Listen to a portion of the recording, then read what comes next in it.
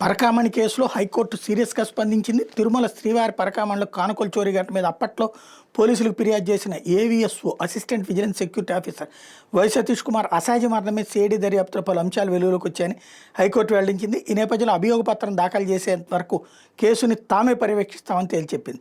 ACB దాఖలు చేసిన నివేదికల ప్రకారం పరకామణిలో చోరీకి పాల్పడిన సివి రవికుమార్ ప్రభుత్వోద్యోగి నిర్వచనం పరిధిలోకి వస్తారని స్పష్టం చేస్తారు. అతను ఖచ్చితంగా వస్తారు.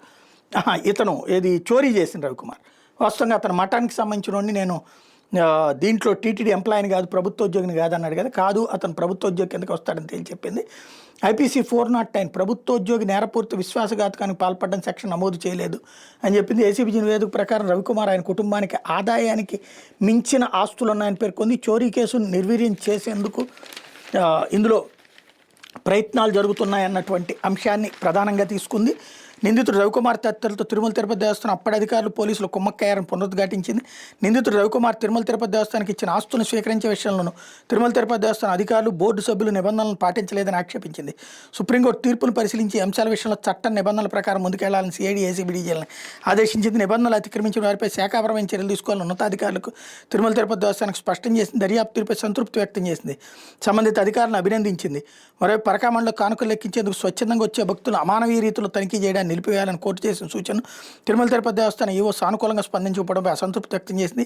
కానుకలు లెక్కింపునకు టేబుల్ ఏర్పాటు చేయాలన్న కోర్టు సూచనను పాటించడం సాధ్యం కాదని ఈవో నివేదికలో పేర్కొనడంపై తీవ్ర అసంతృప్తి వ్యక్తం చేసింది. లెక్కింపు ప్రక్రియలో మర్యాదపూర్వక విధానాన్ని అనుసరించే ఆలోచనలతో ముందుకు రావాలని ఈవోకు సూచించింది. అందుకు మరికొంత సమయం ఇస్తూ విచారణ ఈ నెల 31కి వాయిదా వేసింది. హైకోర్టు న్యాయమూర్తి జస్టిస్ గన్నవనేని రామకృష్ణ ప్రసాద్ గురువారం మేరకు ఉత్తర్వులు ఇచ్చారు. గురువారం జరిగిన విచారణలో ఈవో తరపు న్యాయవాది శ్రీనివాస్ బాబా వాదనలు వినిపిస్తూ టేబుల్ను ఏర్పాటు చేసి కానుకలు లెక్కించాలని న్యాయస్థానం చేసిన సూచన అనుసరించడం సాధ్యం కాదు. అరటన్ను బరువున్న హుండీని టేబుల్పై బోర్లించడం సురక్షితం కాదు. రోజు పరకామణిలో 300 మంది భక్తులు కానుకలు లెక్కిస్తారు. వాళ్ళందరికీ టేబుల్ ఏర్పాటు చేయడం సాధ్యం కాదు.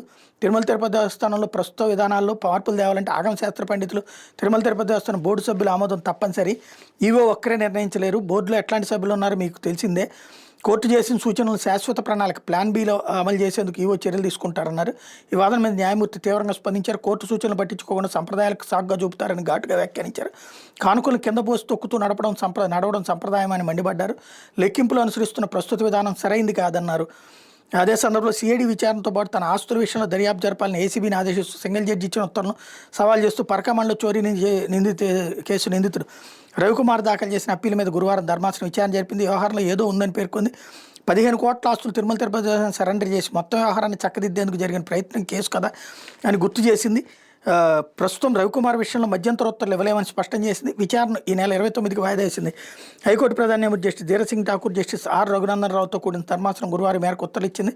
రవికుమార్ అప్పీల్తో పాటు చోరీ కేసును రాజీ చేస్తూ లోక్ అదాలత్లో జారీ చేసిన ఉత్తర్వులు చట్టబద్ధతను తేల్చే విషయమై నమోదు చేసిన సుమోటో వ్యాజ్యంపై ధర్మాసనం విచారణ జరుపుతున్న విషయం తెలిసిందే. గురువారం జరిగిన విచారణలో రవికుమార్ తరపు సీనియర్ న్యాయవాది సి నాగేశ్వరరావు వాదనలు వినిపిస్తూ దర్యాప్తు జరపాలని, కేసు నమోదు చేయాలని సింగిల్ జడ్జి ఆదేశాలు జారీ చేశారన్నారు. రవికుమార్పై తొందరపాటు చర్యలు తీసుకోవడం నిలువరించాలని కోరారు. సింగిల్ జడ్జి ఉత్తర్వులపై స్టే ఇవ్వాలన్నారు. ఇది చిన్న చోరీ కేసు అని తెలిపారన్నట్టు వార్తనే హైలైట్ చేసింది.